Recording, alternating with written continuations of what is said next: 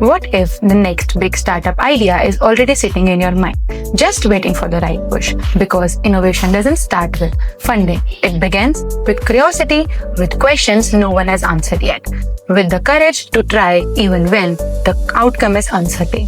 That's where Institution Innovation Council began. Here, ideas don't get parked into notebooks. They challenged, refined, and brought to life. Through boot camps, Ideathon, the Entrepreneurship Festival, and focused ideation workshops, we learn to identify problems that truly matter, not just in theory, but in real world. Startup clinics gives us the real feedback, not just the applause. Business model canvas help us to think like founders. Shark Tank pushes us to defend assumptions, and hackathons test how fast we think when the clock is ticking. IIC encourages students to ecosystem.